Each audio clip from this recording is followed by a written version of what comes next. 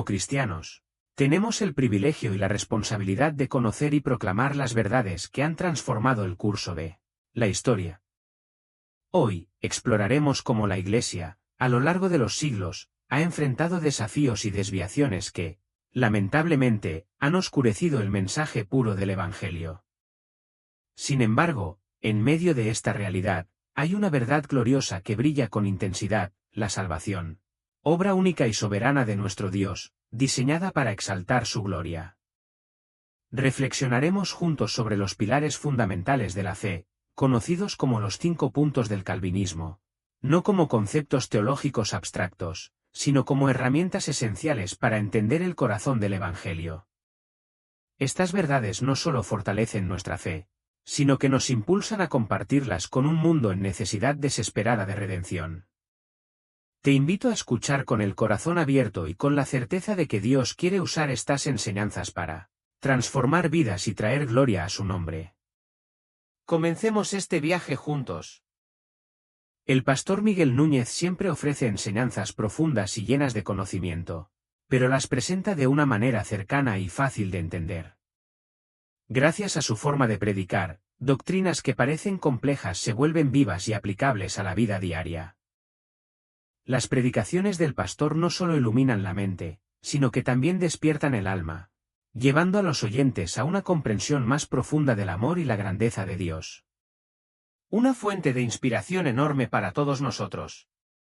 Con eso comenzamos nuestro curso de varias semanas, doctrinas que han transformado el mundo. Y literalmente fueron doctrinas que estuvieron escondidas por mucho tiempo en el mundo por razones obviamente humanas y que a la iglesia de entonces no le interesaba. Estas doctrinas surgen o resurgen, porque no surgieron por primera vez, pero resurgen en la época de la Reforma. Lo que ocurre con la iglesia es que la iglesia nace el día de Pentecostés, comienza a desarrollarse, comienza a impactar el mundo romano, las ciudades, las comunidades comienzan a cambiar, el evangelio comienza a esparcirse, nuevas iglesias comienzan a establecerse y llegamos al segundo siglo, llegamos al tercer siglo. Y entonces ahí, a partir de los años 300, se produce una amalgama entre la iglesia que venía desarrollándose y el poder político cuando Constantino abraza la iglesia cristiana, se convierte, dice la historia, si fue genuino o no, no lo sabemos. Pero la conversión de Constantino y luego el abrazar la fe cristiana y promoverla incluso, hizo que la esencia de la fe comenzara a corromperse. Entonces la iglesia avanza, el mundo, el imperio romano se cae en el año 486 y más o menos hasta ahí fue la época de oro, si se quiere, de la iglesia. Los primeros 500 años pudiéramos usar la caída del imperio romano para decir a partir de cuando la iglesia entra en una oscuridad.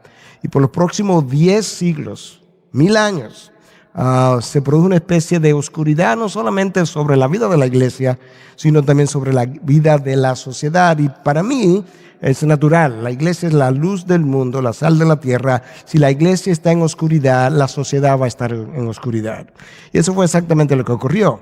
Por esos 1000 años, con raras excepciones, la predicación de la palabra no fue lo que había sido y no fue lo que fue posteriormente en la época de la Reforma, y entonces la iglesia se convirtió más bien en un poder político altamente corrupto y comienza entonces a ser denunciada por algunas voces que denunciaban la corrupción, a la corrupción moral, pero luego también la corrupción de la misma doctrina. Entonces, en un momento dado, Dios levanta a un hombre, como usted conoce, Martín Lutero, que se percata de que realmente lo que la iglesia había enseñado como doctrina de salvación a través de las obras y la compra de indulgencias para el perdón de pecado y la salida del purgatorio a través de dinero que se daban y donaciones, que todo eso era contrario a la palabra. Entonces estas doctrinas en ese momento comienzan a surgir. Y entonces a partir de ahí la iglesia comienza a reverdecer, la luz comienza a brillar. La manera como se ha visualizado esto es que después de la oscuridad, luz. Eso es como se ha visto en la historia. Después de 1000 años de oscuridad, salió la luz. Vino la luz al mundo, y lo que vino fue el resurgimiento de doctrinas ya conocidas, ya enseñadas, ya predicadas. De esas doctrinas que nosotros quisiéramos estar hablando a lo largo de este curso. La manera como yo voy a enfocar estas doctrinas es a través de un tema que yo le he llamado la gloria de Dios en la salvación. Porque al fin de cuentas, lo que estas doctrinas hacen, en mi opinión, es que, bueno, no creo que sea simplemente mi opinión, pero en la opinión de muchos, es que realmente ponen la gloria donde debe estar en lo que es la salvación del hombre. Por mucho tiempo, la gloria de esa salvación ha estado compartida entre Dios y el hombre, y lo que estas doctrinas nos ayudan a entender es, no. La gloria está exclusivamente en la persona de Dios, y el hombre es un receptor de las bienaventuranzas del Señor, pero es la gloria de Dios la que está en juego y la que estas doctrinas proclaman. Entonces, lo que yo voy a hacer a manera de introducción para llegar a nuestra primera doctrina del curso es hacer un pequeño puente o una pequeña introducción acerca de qué entendemos por la gloria de Dios en la salvación. Y vamos a comenzar haciendo la pregunta, ¿por qué y para qué nos salvó Dios? Si usted le hace esa pregunta al cristiano promedio, lo más probable es que la primera respuesta va a ser para que no vayamos al infierno. Y la realidad es que ese es el resultado de la razón por la que Dios nos salvó. En ningún lugar de la palabra Dios declara que la razón número uno de la salvación es evitar el infierno, porque no hay nada en toda la historia redentora donde el hombre sea el centro. Y el hombre no puede ser el centro de la historia redentora, porque si el hombre es el centro, Dios entonces pasa a un lugar secundario, periférico, y eso nunca lo veremos en la historia de Dios. De tal manera que Dios hace las cosas para su gloria y el hombre recibe las bendiciones de Dios gloriarse. Eso es exactamente como ocurre. Mira cómo este texto lo declara en Efesios 1, 11 y 12. También hemos obtenido herencia, habiendo sido predestinados según el propósito de aquel que obra todas las cosas conforme al consejo de su voluntad, a fin de que nosotros, que fuimos los primeros en esperar en Cristo, seamos para la alabanza de su gloria. En ese capítulo 1 de Efesios, 3 veces la palabra de Dios nos habla de que Dios hizo lo que hizo para la alabanza de su gloria. Y vuelve y lo repite, para la alabanza de la gloria de su gracia. ¿Y qué es lo que Dios ha hecho en Efesios 1? Nos predestinó y en Él nos escogió para salvación y lo hizo para la alabanza de su gloria.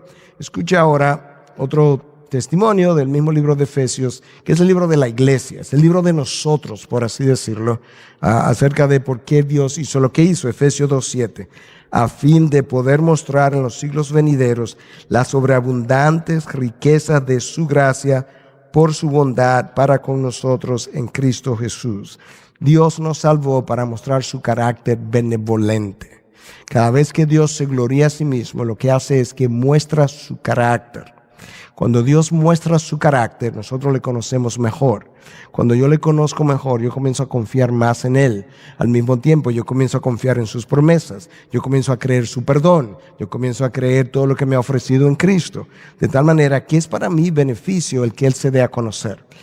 Pero cuando Él se da a conocer, lo que está haciendo es revelando su gloria y por tanto glorificándose a sí mismo.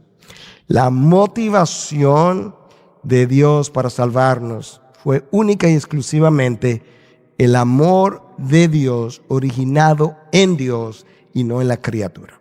En la criatura no ha habido, no habrá nada intrínsecamente bueno, digno de admirar para Dios decir, wow, mira, Miguel es tan extraordinario que hay que salvarlo. No, lo único que Dios encuentra en el hombre es maldad, es pecado. Es una desfiguración de la imagen de Dios. Y eso no es nada hermoso. De Cristo sí, el más hermoso de los hijos de los hombres, el único hermoso de los hijos de los hombres. Entonces, la motivación de Dios no es porque encontró nada bueno en ese hombre. Es como una madre que está embarazada. Nunca ha visto el hijo. Ella está encariñado con él. El hijo no ha hecho nada por ella. Ella no lo ha visto y ya tiene amor por su hijo. ¿Por qué? Porque hay algo en ella intrínseco hacia su criatura, pero tiene que ver con ella, no tiene que ver con la criatura.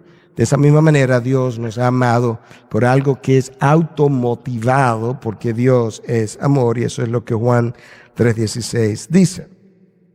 Ahora, cuando hablamos de la gloria de Dios, acuérdate, la gloria de Dios en la salvación, ¿de qué estamos hablando? Bueno, la gloria de Dios no es más que la expresión completa de la belleza y perfección de todos sus atributos. Cuando tú ves la gracia de Dios, su misericordia, su poder, su sabiduría, todos esos atributos en despliegue, tú estás viendo la gloria de Dios. Es lo que Él es su esencia, es lo que lo define. Cuando tú lees un texto como el Salmo 19:1 que dice que los cielos proclaman la gloria de Dios, ¿qué es lo que está diciendo? Cuando tú sales ahí afuera y te paras a ver el firmamento y tú contemplas las estrellas, tú comienzas a maravillarte de su sabiduría, de su poder, de la diversidad en medio de la unidad del universo. Y tú terminas, bueno, los cielos proclaman su gloria. ¿Qué es lo que proclaman? Sus atributos, como yo acabo de mencionar. Y eso es exactamente lo que la salvación va a hacer. La salvación va a proclamar atributos que la creación no puede proclamar. Déjame decir eso otra vez. La salvación va a proclamar atributos que la creación no puede proclamar. Cuando tú miras el cielo, el firmamento, tú no dices, wow, qué gran misericordia. No, porque eso no es lo que el cielo, el firmamento despliega. Te puede admirar de su sabiduría, de su poder. Entonces ahora en la salvación Dios se glorifica a sí mismo desplegando atributos no desplegados en su creación. La palabra gloria en hebreo es kabod, que significa pesado. De manera que cuando tú pienses en la gloria de Dios, no es nada ligero, no es nada superficial. Cuando a veces decimos, ay, gloria a Dios, a veces decimos eso sin pensar, de una forma tan trivial, pero no hay nada trivial en la palabra gloria. Es algo de peso, algo grande, algo majestuoso, trascendente. Eso en el hebreo. En el griego la palabra es doxa. Y doxa es una palabra con una larga historia, pero en esencia, en sus inicios, doxa significaba hablar bien de alguien. De tal manera que cuando tú haces algo que glorifica a Dios, eso que tú haces está produciendo en el otro una buena opinión de Dios. Tú sales y miras el firmamento de nuevo, tú dices, wow, esto es extraordinario. Bueno, esa admiración está produciendo una buena opinión en ti de Dios. Eso es lo que la palabra doxa en griego significa, o gloria, y de ahí viene la palabra doxología, que todos conocen. Ahora, si tienes alguna duda de lo que yo he venido diciendo, y para enfatizarlo, esto es lo que estoy tratando de decir. Dios nunca ha hecho nada en todo el universo que no sea para su gloria. Dicho de otra manera, Dios no ha hecho nada en todo el universo que no sea para mostrarse a sí mismo, para revelarse. Lo bueno de esa verdad es que yo soy quien se beneficia de su revelación, porque mientras yo le conozco, pues mejor me puedo relacionar con Él, y como decía hace un rato, mejor puedo creer, mejor puedo confiar, mejor puedo vivir, más seguro, más en paz, más perdonado me siento, y así sucesivamente. Pero si tienen alguna duda, escucha este texto de Isaías 43:7. A todo el que es llamado por mi nombre y a quien he creado para mi gloria, a quien he formado y a quien he hecho. A todo el que yo he llamado, formado para mi gloria. No importa si es un creyente o incrédulo.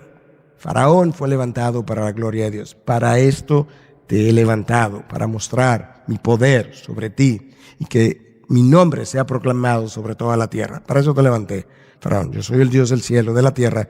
Yo tengo el derecho y nadie tiene necesidad de cuestionarme. Si tú y yo supiéramos lo que Dios sabe, nosotros estaríamos brincando, saltando y aplaudiendo, diciendo, así mismo es Dios. Mira este otro texto, en Isaías 48, 9 y 11. Por amor a mi nombre, contengo mi ira. La restricción de la ira de Dios es por amor a su nombre. Y para mi alabanza la reprimo contigo, a fin de no destruirte. No te destruyo para mi alabanza. Porque cuando el mundo vea la restricción de mi ira santa, que tú mereces, el mundo se va a dar cuenta de cuán misericordia yo soy. Y entonces va a alabar mi misericordia. Por amor mío lo haré. Porque ¿cómo podría ser profanado mi nombre? Mi gloria, pues, no la daré a otro. Lo que es el amor de Dios por su gloria, por su nombre, es algo que está en todas las páginas de la Biblia, siendo un poco hiperbólico. Y uno de los mejores salmos, o los más conocidos, lo proclama de una manera muy clara cuando recitamos el Salmo 23. Jehová es mi pastor, nada me faltará.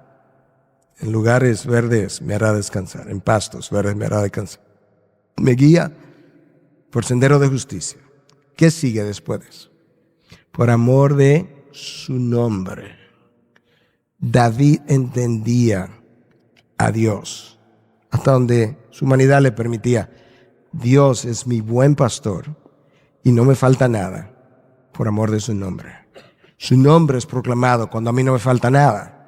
Cuando Dios me guía por verdes pastos, su nombre es proclamado en su misericordia, en su amor, en su bondad para conmigo. Te das cuenta de cuán dioscéntrica es toda la Biblia. Si la iglesia no vive esa verdad, la iglesia no podrá afectar su mundo y su sociedad. Entonces continuamos. Dios proclama su gloria revelándose a sí mismo. Escucha Isaías 43, 21. El pueblo que yo he formado para mí, lo formé para mí. Proclamará mi alabanza. Cuando nosotros escuchamos versículos como esos, hay una tendencia en mi rebelión y antropomorfismo o mi antropocentrismo, el hecho de que estoy centrado en el hombre, a reaccionar por dentro. Pero ¿cómo va a ser? Pero ¿cómo va a ser que Dios diga que yo lo he formado para mí? Bueno, ¿para quién me iba a formar Dios? ¿Para el vecino? ¿Para otro hombre? ¿Para una criatura por debajo de mí? Lo mejor que a mí me puede pasar es que me formen para la más alta criatura en todo el universo. Y eso es Dios, el creador. De manera que Dios tiene que ser Dios-céntrico por definición, porque el universo entero se va a beneficiar de que Él haya creado algo que lo tenga a Él como eje de todo lo que se hace y todo lo que se mueve. Mira otro texto de la palabra, y todo esto es básicamente introducción a nuestra primera doctrina. Nos predestinó para adopción como hijos, para así mediante Jesucristo, conforme al beneplácito de su voluntad, ¿para qué? Para la alabanza de la gloria de su gracia, que gratuitamente ha impartido sobre nosotros en el amado. Para eso nos predestinó, para la alabanza de la gloria de su gracia. Dios entonces en la salvación nuestra ha puesto de manifiesto sabiduría, poder, misericordia, gracia y amor de manera infinita. Para hacer todo lo que Dios ha hecho, para llevar a su Hijo a la cruz, permanecer ahí en la cruz de la manera que lo hizo, Dios ha tenido que poner todos esos atributos en despliegue. Concebir, por ejemplo, que el instrumento de maldición, la cruz, sea el instrumento de salvación, tú requieres mucha sabiduría para eso. Eso a ningún hombre se le hubiese ocurrido. Que el instrumento de maldición fuera el instrumento de salvación. Por eso es que Pablo dice que la cruz es necedad para los que se pierden, porque no tiene sentido que sea de esa manera, y la necedad de Dios es más sabia que los hombres. La cruz es necedad, 1 Corintios 1:18, y la necedad de Dios es más sabia que los hombres, 1 Corintios 1:25. Eso nos da a nosotros una idea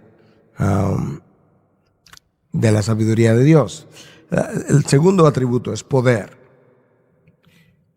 Que Dios, en la persona de Jesús, en su momento más débil, emocionalmente, físicamente, y durante un tiempo cuando el Padre incluso le abandona, que Cristo, en el instrumento de maldición, haya desarmado todos los poderes de las tinieblas, eso es poder. Eso no lo puede hacer cualquier ente espiritual. Eso es poder infinito. Te pongo en un instrumento de maldición, te debilito, te deshidrato, te pongo a sangrar, te dejo solo, te abandono. Cuando tú estás ahí, tú desarmas todos los poderes de las tinieblas. Eso es lo que dice Colosenses 2:15. Y eso nos da a nosotros una idea. Cuando Él va a la cruz y dice, Padre, perdónalos porque no saben lo que hacen. Eso es su misericordia en despliegue. Misericordia es no darte las consecuencias de lo que tú mereces. Merecíamos el infierno, no vas a ir al infierno. Pero Dios pudo haber decidido no enviarme al infierno, pero no necesariamente enviarme a la gloria. Entonces Dios primero me dice, por misericordia no te voy a dar el infierno que mereces. Y por gracia tampoco te voy a dar un lugar neutral, te voy a llevar a mi presencia para el resto de la eternidad. Entonces ahora en la cruz, Él pone en despliegue la misericordia que perdona los pecados y a través de la resurrección pone de manifiesto su gracia que nos ha justificado y que ahora al justificarnos nos permite entrar a la gloria.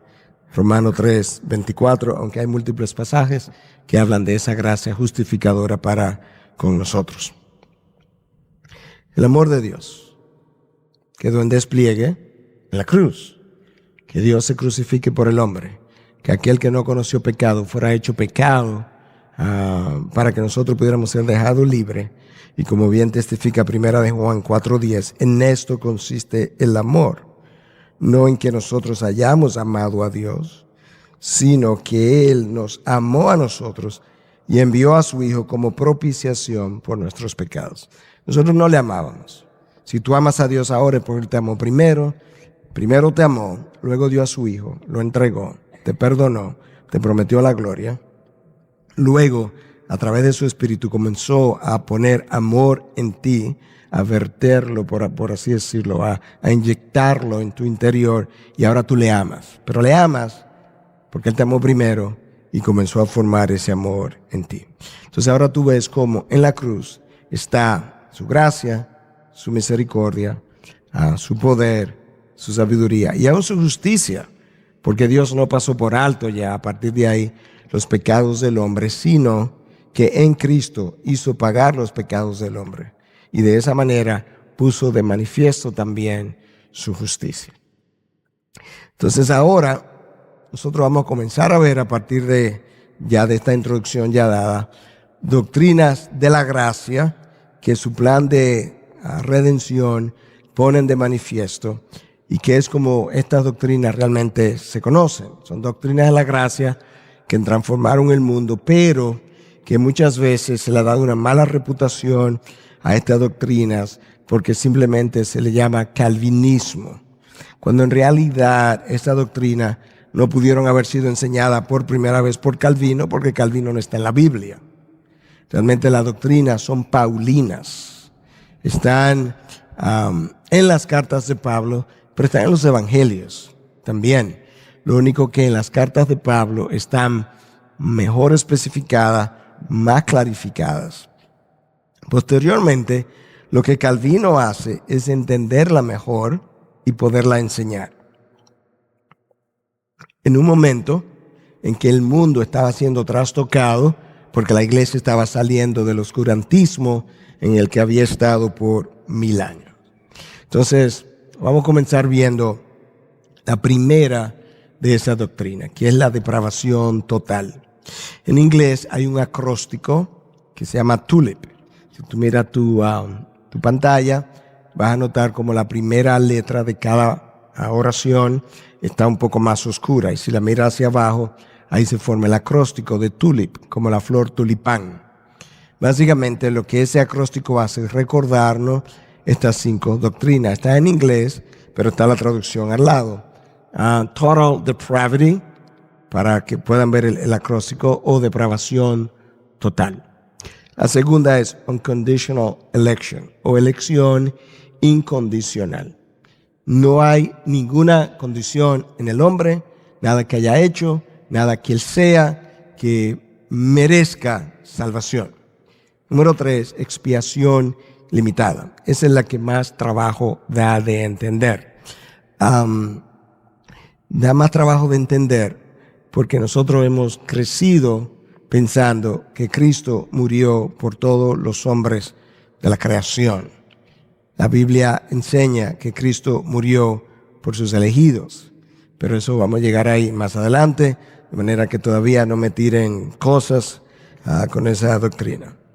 La gracia irresistible o irresistible grace, en otras palabras, cuando Dios aplica su gracia sobre un individuo, ese individuo responde a la acción de la gracia de Dios. Su gracia es eficaz. Su gracia no es simplemente que llega a tu vida y tú pudiera o no responder a ella. No, cuando la gracia llega a tu vida, tú respondes por lo poderoso que es esa gracia, o poderosa que es esa gracia. Y la última de esas letras, la P, perseverancia de los santos. En otras palabras, si tú has nacido de nuevo, si tú eres regenerado, verdaderamente, tú no te pierdes. Escucha lo que yo no dije. Si tú una vez hiciste una profesión de fe, tú no te pierdes. Yo no dije eso. Yo no dije, si tú una vez pasaste delante, tú no te pierdes. Si tú una vez levantaste la mano un día que el pastor Miguel hizo un llamado, tú no te pierdes. No dimos nada de eso. Yo puedo hacer todo eso y perderme. Lo que la palabra enseña es que si yo fui regenerado por el Espíritu Santo y recibí vida eterna, la misma palabra vida eterna me está diciendo qué clase de vida recibí. Para siempre. Si recibo vida eterna hoy y la pierdo dentro de un año, fue una vida temporal. Y yo no he recibido vida temporal, de acuerdo a la palabra, yo he recibido vida eterna. Y el tiempo, entonces, pone de manifiesto los que verdaderamente fueron regenerados y los que no. Por eso Juan habla de que salieron de nosotros, pero no eran de nosotros. Y si hubiesen sido de nosotros, hubiesen permanecido con nosotros. Entonces, eso hay que clarificarlo, porque esa doctrina ha sido caricaturizada, diciendo, una vez salvo, siempre salvo. Bueno, si esa es la manera como tú lo quieres expresar, está en un grave error, no la entiende y no sé incluso si tiene salvación, porque eso no es de esa manera que la doctrina está postulada. No es que una vez yo soy salvo, yo puedo hacer lo que yo quiera, puedo pecar cuanto quiera y nunca pierdo la salvación. No, eso no es lo que la doctrina dice, sino que si tú eres salvo, tú vas a luchar por no pecar, tú vas a luchar por no caer, tú vas a luchar por mantener tu testimonio en Cristo, porque no es una cosa que tú disfrutas. Tú caes, tú pecas, pero tú no lo disfrutas. Entonces, ¿de dónde surge este tulip que se le ha atribuido a Calvino? El tulip no lo postuló Calvino, ni siquiera los seguidores de Calvino. El tulip es algo que surge porque los arminianos, seguidores de Arminius, Jacobus Arminio, en el siglo XVII, 1600 y tanto, hicieron una contrapropuesta. Déjame darte la historia de manera resumida.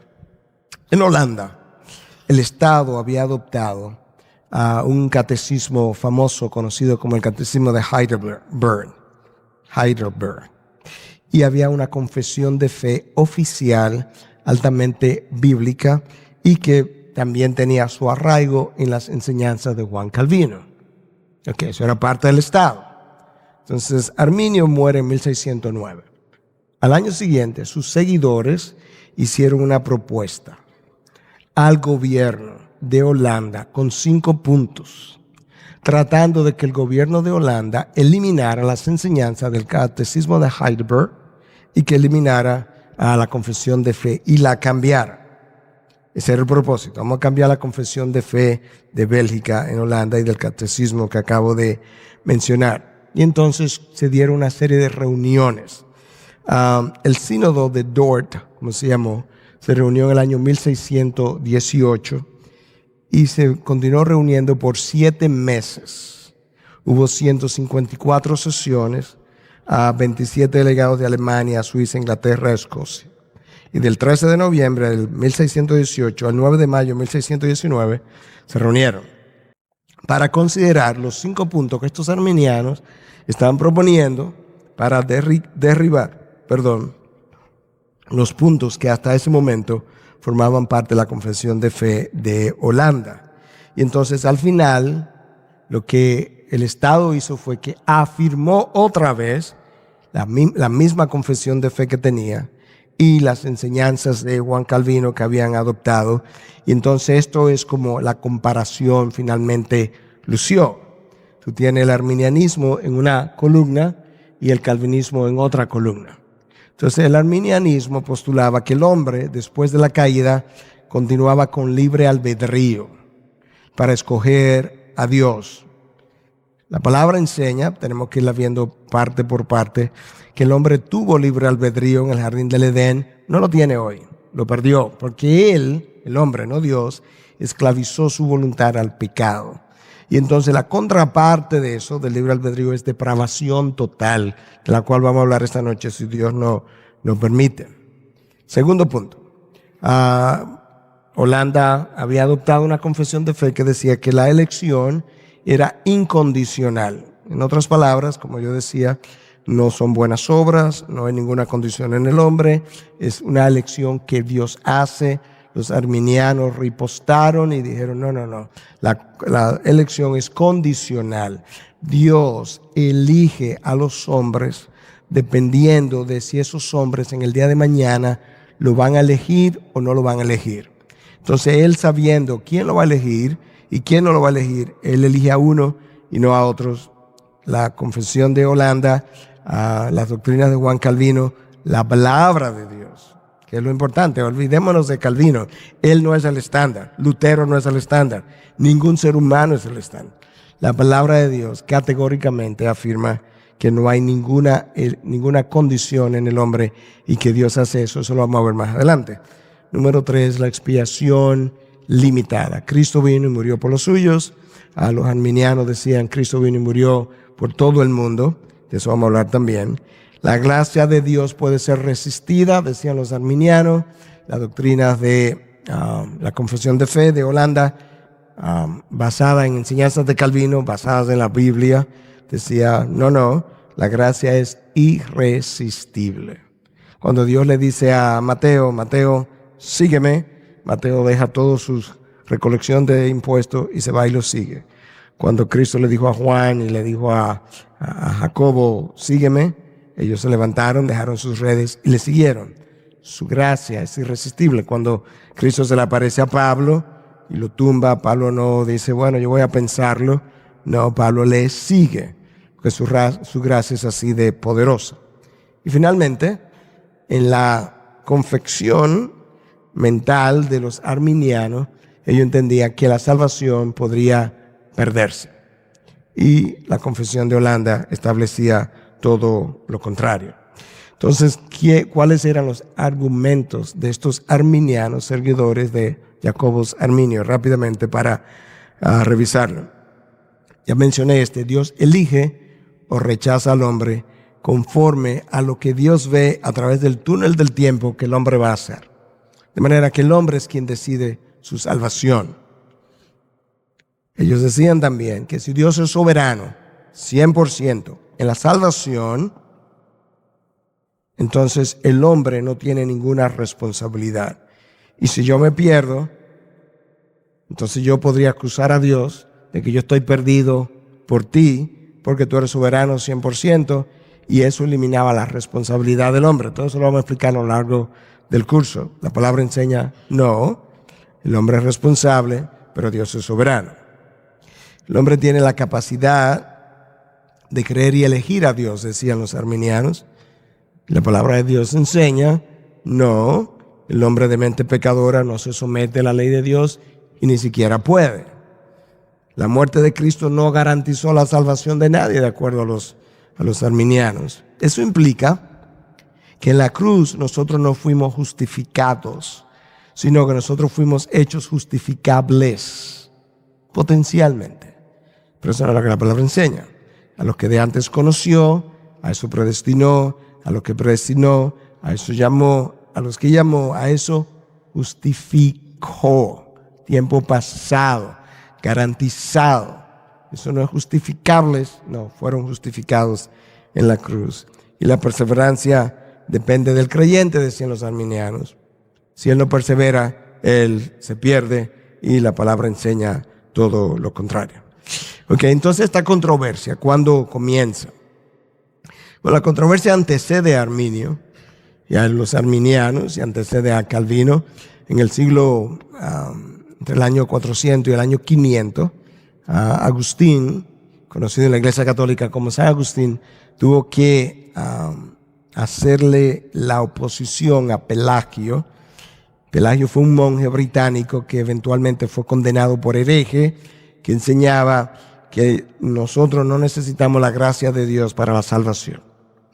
La gracia de Dios ayuda, pero el hombre puede salvarse sin su gracia. Pelagio también entendía que Adán, cuando pecó, solamente se afectó él y que sus descendientes nacen sin pecado, nacen inocentes y cada hombre se afecta por sí mismo con sus acciones. La palabra dice que no, todos los descendientes de Adán pues nacen condenados. Y finalmente Pelagio decía que nosotros entonces, teniendo un libre albedrío completo, tenemos la oportunidad de elegir a Dios. Agustín vino y dijo, no, eso no es verdad.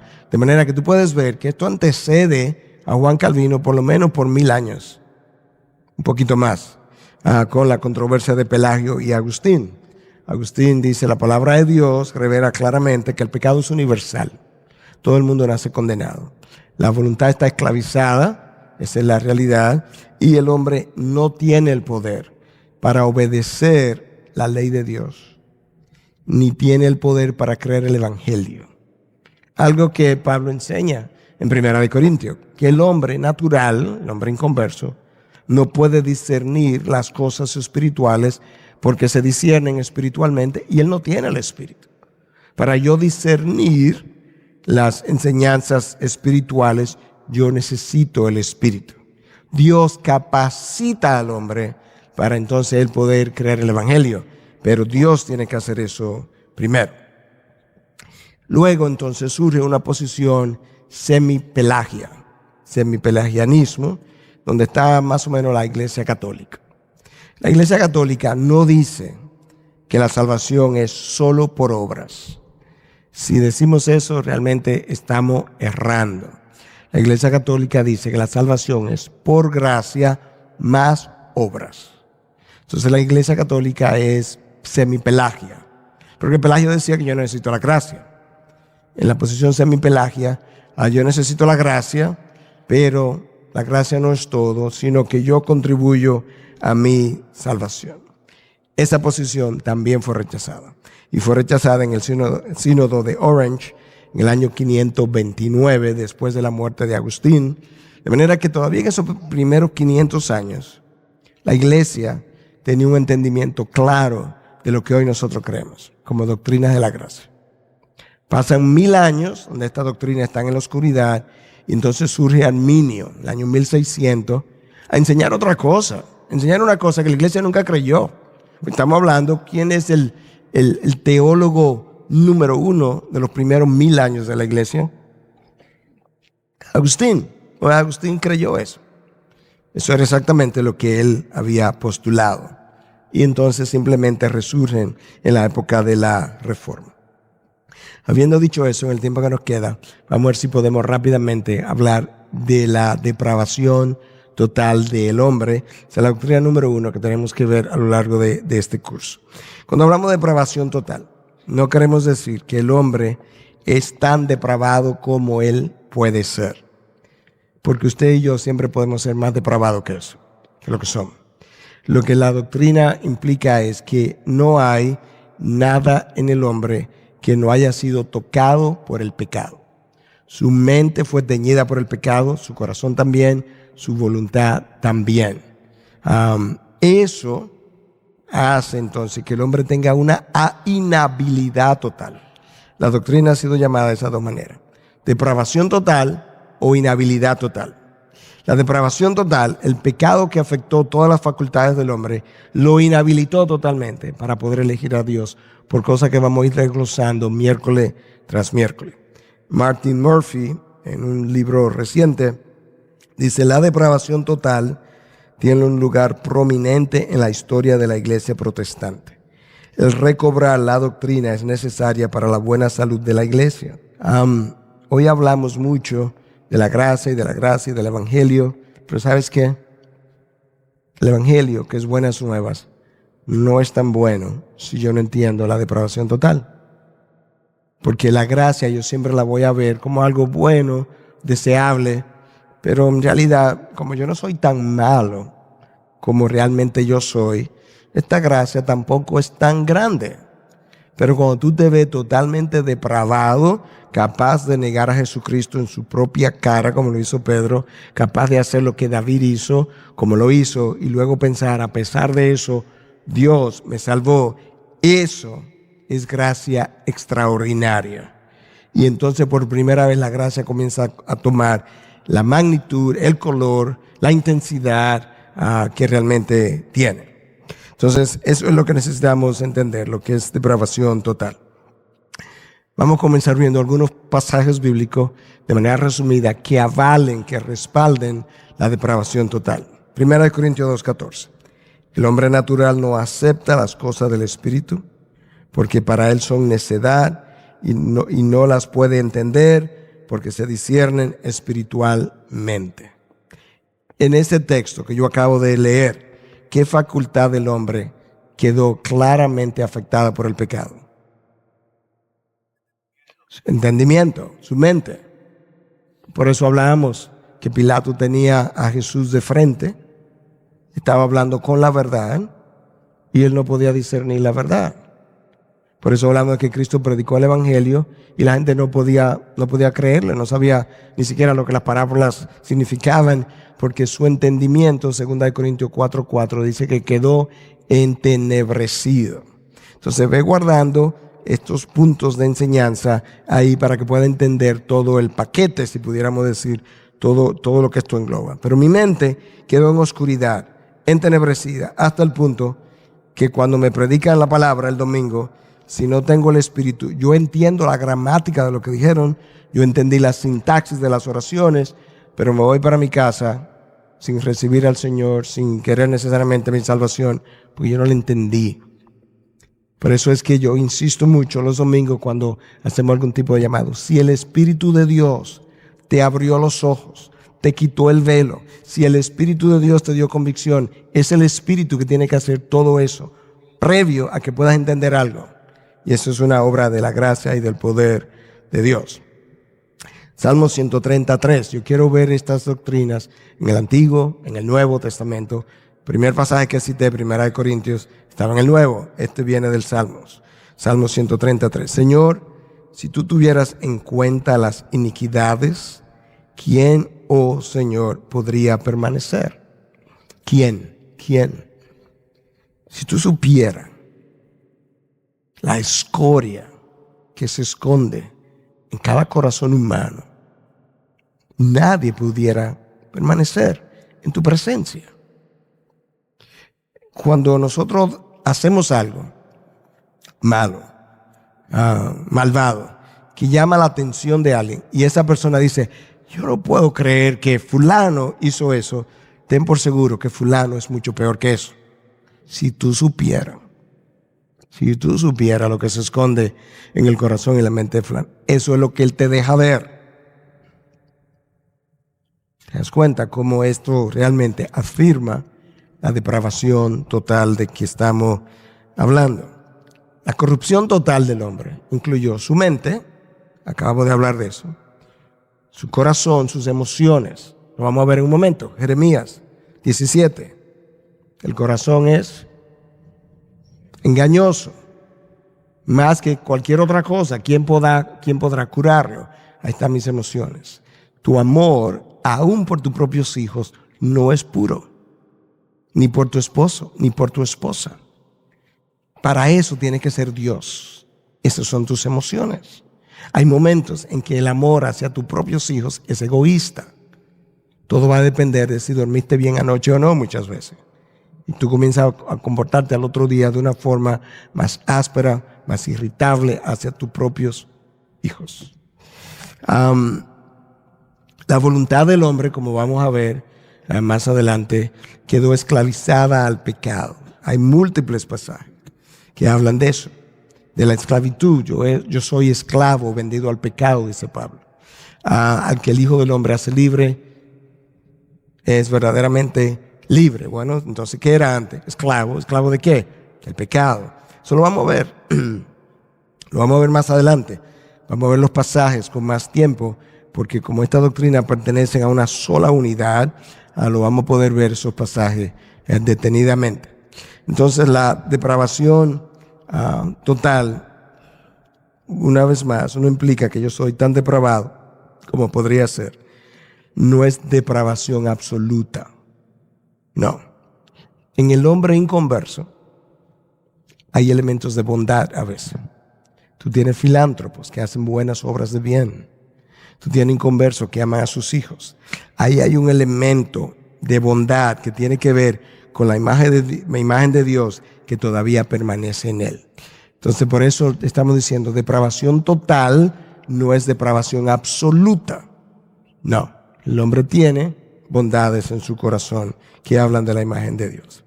Cuando el apóstol Pablo, en Romanos 7, nos dice, lo que quiero hacer no hago, lo que no quiero hacer eso hago, él está dando testimonio de la depravación total del hombre.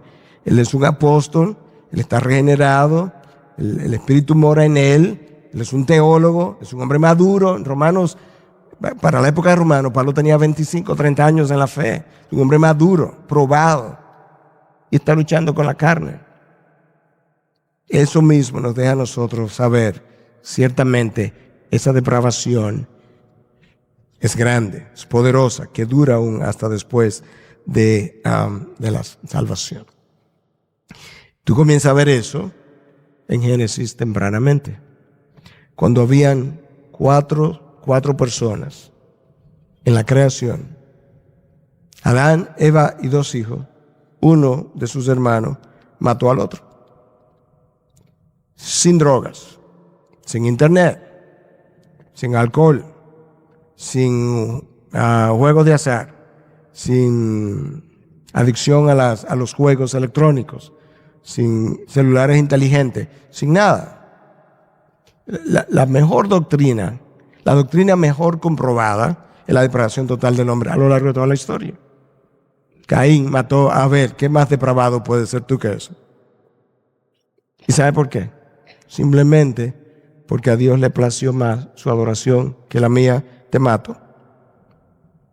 Tú sigues viendo un poquito más adelante en Génesis 6:5 este texto. Y el Señor vio que era mucha la maldad de los hombres en la tierra. Bueno, pastor, ahí nada más dice que mucha, no toda. Bueno, escucha. Y que toda intención de los pensamientos de su corazón era solo hacer siempre el mal. ¿Tú entendiste ese texto? Ese es el texto inmediatamente antes del diluvio. Génesis 6:5 es este texto. 6:6 comienza el anuncio del diluvio. Dios vio que toda intención, toda, de los pensamientos del hombre en su corazón era solamente hacer siempre el mal. Bueno, si eso no es depravación total, yo no sé lo que es. Entonces, cuando el hombre cae, el hombre queda con un corazón de piedra, Ezequiel 11:19, queda con una mente entrenebrecida, 2 Corintios 4:4, queda con una voluntad esclavizada. 2 Timoteo 2:25 y 26, que nos llama a tratar tiernamente a los que se oponen, por si acaso Dios le concede el arrepentimiento y que de esa forma escapen del lazo del diablo que lo tenía esclavizado para hacer su voluntad, la voluntad esclavizada. Claramente, el diablo lo tenía esclavizado para hacer su voluntad. Y la manera de escapar de eso es el arrepentimiento. Trátalo tiernamente. Por si acaso, Dios le concede ese regalo. Eso, una mente entenebrecida, una voluntad esclavizada, un corazón de piedra, es lo que hace que entonces Pablo escriba en Romanos 3, 10, 11, no hay justo, ni siquiera uno, no hay quien entienda, no hay quien haga lo bueno, no hay ni siquiera uno, no hay, versículo 11 ahora, quien busque de Dios. No hay. Si tú estás en Cristo hoy y pensabas que tú le buscaste, bájate de ese caballo. No es verdad. A ti te lució humanamente que tú le buscaste. Él salió a buscarte y Él te encontró y Él te interceptó. Pero como Él lo hace muchas veces a través de circunstancias de la vida, y a veces son pérdidas, y a veces es soledad, y a veces es una experiencia de desierto. Entonces yo me encuentro con Él y digo, yo lo busqué. No, Él orquestó todo eso para encontrarse contigo. Pero Él salió a la búsqueda. Continuamos. Razones por las que nadie busca de Dios. Eso es lo que Pablo dice. Nadie busca de Dios. ¿Tú te imaginas el sentido de agradecimiento que produciría el que tú continuamente recuerdes? Es increíble. Yo estoy aquí adentro y yo no andaba buscando de Dios. Pero la razón número 1, y esto es importante para que tú puedas entender, no es que la humanidad está buscando de Dios y Dios dice, no, yo tengo mis elegidos y ustedes no son. No, no es así. La humanidad entera no ha buscado de Dios, y luego que la humanidad entera no ha buscado de Dios, Dios ha dicho, por razones que no entendemos, hay un grupo a quien yo elegí. Pero el grupo que yo elegí no me estaba buscando. De la misma manera que el grupo que yo tampoco elegí me estaba buscando. Ninguno me estaba buscando. Entonces la voluntad está esclarecida. Escucha ahora otra razón por la que Dios tiene que salir a buscarnos.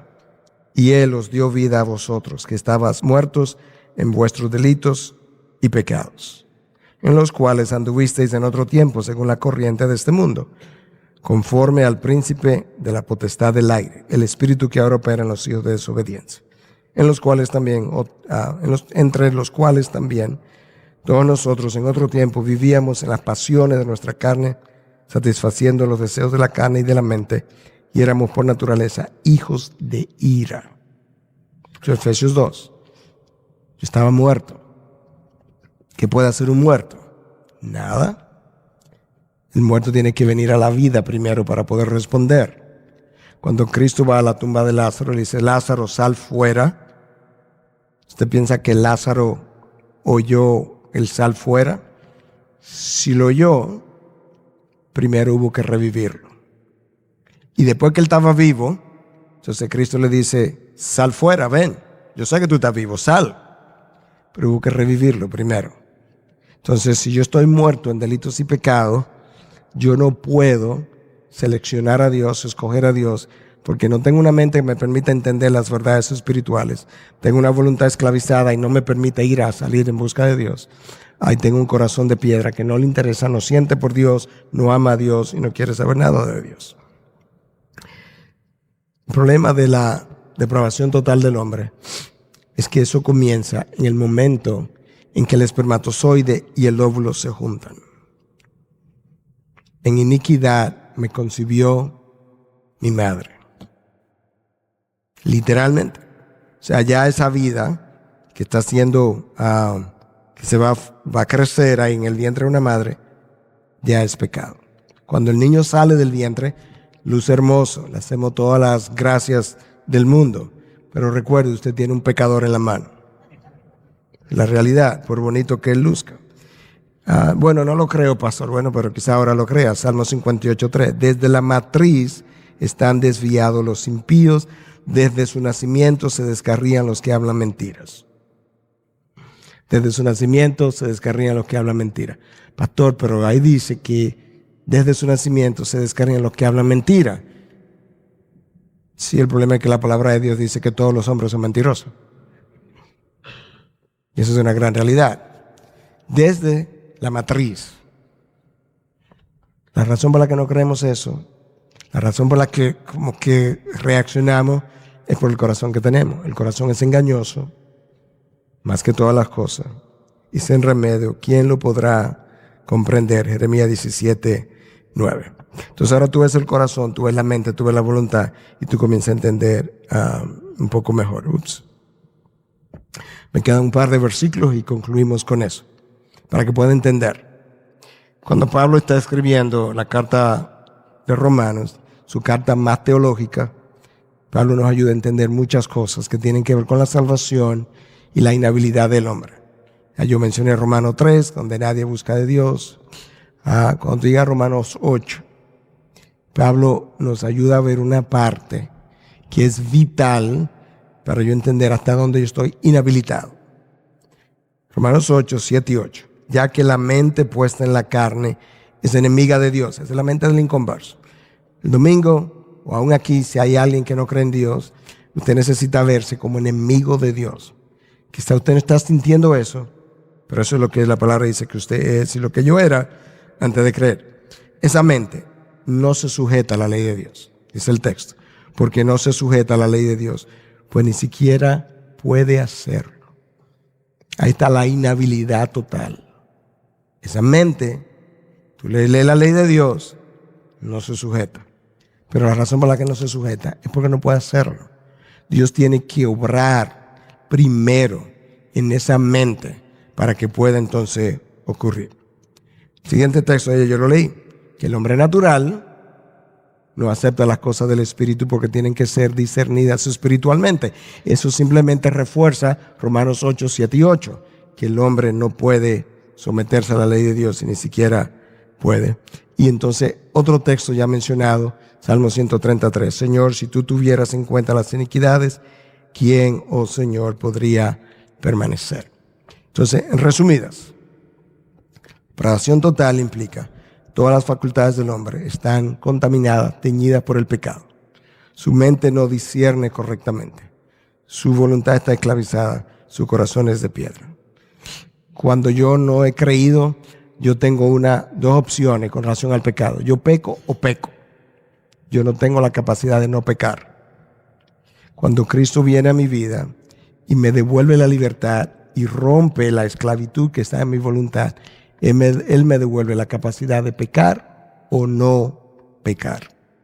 Sin embargo, aún con la libertad de pecar o no pecar, vuelvo y peco. Porque lo que no quiero hacer, eso hago. Y lo que quiero hacer, no hago. Entonces, ¿por qué? Porque hay todavía vestigios en mí de mi naturaleza pecadora. Más que vestigios, hay huellas en mí grandes de mi naturaleza pecadora que están en mi cuerpo caído. Yo estoy regenerado hoy en mi alma. Mi cuerpo está igualito. Mi cuerpo no está redimido. El cuerpo humano no se redime. El cuerpo humano se glorifica después de la muerte. O, si Dios viene y nos lleva, entonces se glorifica después. Pero no hay una redención, hay una redención en la glorificación.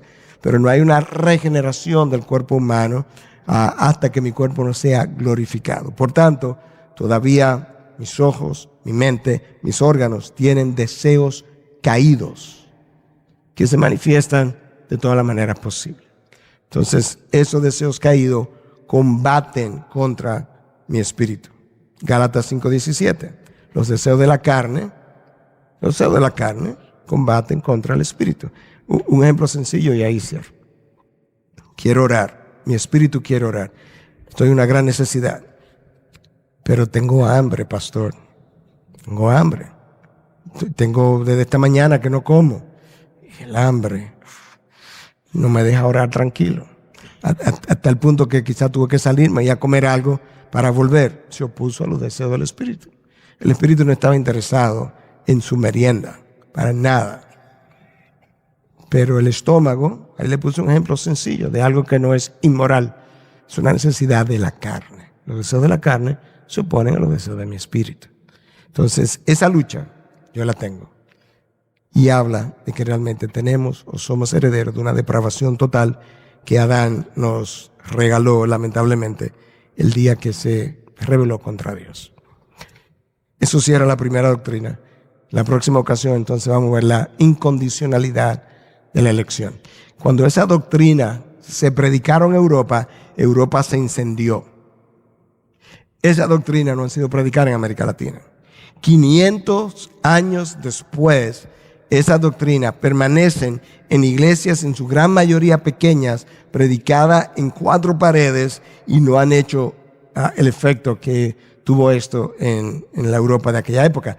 Esa es la razón, mi interés, mi pasión de que estas doctrinas corran. Porque cuando el hombre entienda la salvación, cuando el cristiano entienda la salvación, por lo que verdaderamente es y no por lo que el hombre ha creído que es, eso va a tener otro color en las naciones. Y por eso le llamamos doctrinas que han transformado el mundo. Pablo transformado cuando entendió esto. Lutero transformado cuando entendió eso. Calvino transformado. ¿Y sabes qué?